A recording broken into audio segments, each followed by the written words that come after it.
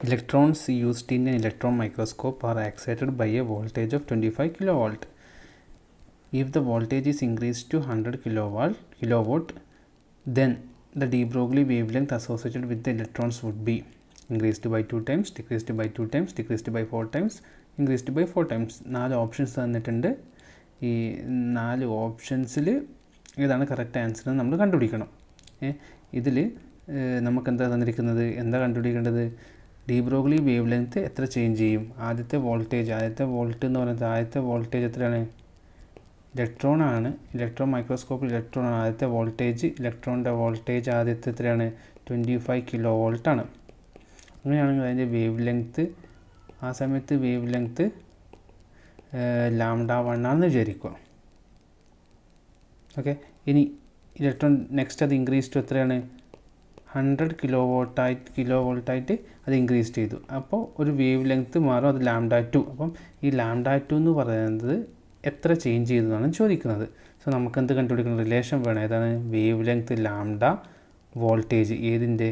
ഇലക്ട്രോണിൻ്റെ വേവ് ലെങ്ത്തും വോൾട്ടേജും തമ്മിലുള്ള റിലേഷൻ നമുക്കറിയാം. λ is equal to h/p. De Broglie wavelength is equal to h/p. h divide by square root of, ഇലക്ട്രോണിൻ്റെ കേസിലാണെങ്കിൽ 2 into mass of the electron into energy.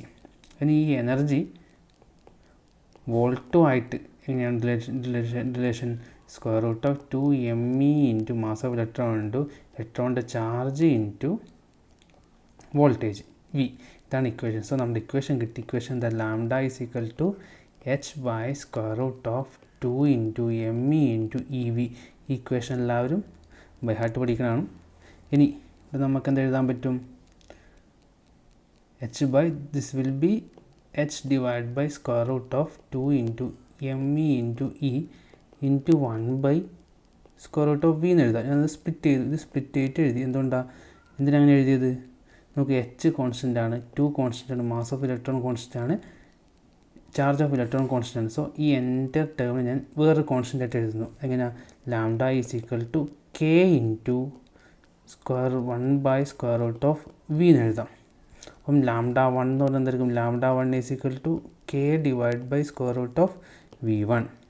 λ2 equal to അങ്ങനെയാണെങ്കിൽ k divide by square root of v2 എന്ന് എഴുതാം. Okay, then λ2 divide by λ1 എന്താണ്? k by square root of v2 divide by k by square root of v1. നമ്മൾ കുറച്ചും കൂടി മാറ്റി എഴുതിയാൽ k by square root of v2 into ഇത് മുകളിലോട്ട് വരും, റെസിപ്രോക്കൽ കൊണ്ട് മൾട്ടിപ്ലൈ ചെയ്യും, k root v1 divide by k. കെയും ക്യാൻസൽഡായി. സോ λ2 ബൈ λ1 എന്ന് പറയുന്നത് square root of v1 divide by square root of v2. നമുക്കിതിൻ്റെ വാല്യൂ എടുക്കാം. എന്താണ് v1ൻ്റെ വാല്യൂ? ആദ്യത്തെ എത്രയാണ്? 25 ആണ്. Divide by square root of second voltage എത്ര നമ്മൾ ഇൻക്രീസ് ചെയ്ത്? 100 ആണ്.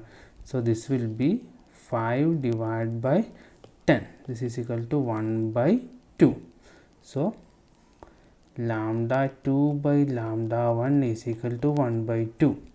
അങ്ങനെയാണെങ്കിൽ λ2 ഈസ് ഈക്വൽ ടു λ1/2. λ1 ഇങ്ങോട്ട് വന്നു. λ2 is equal to λ1 divide by 2. അതായത് പുതിയ വേവ് ലെങ്ത് λ2 എന്ന് പറയുന്നത് λ1ൻ്റെ ഹാഫാണ്. സോ അത് λ1ൻ്റെ പകുതിയാണ്. ഡിക്രീസസ് ഇങ്ങനെ പകുതിയായിട്ട് കുറഞ്ഞു. അപ്പോൾ ഓപ്ഷൻ ഏതാ വരിക? ഇൻക്രീസ്ഡ് ബൈ 2 ടൈംസ് ആണോ? അല്ല, decreased by 2 times. Decreased by 2 times ആണ്. സോ ഓപ്ഷൻ എന്ന് പറയുന്നത് ഓപ്ഷൻ ബി ആണ്, ഡിക്രീസ്ഡ് ബൈ 2 ടൈംസ്.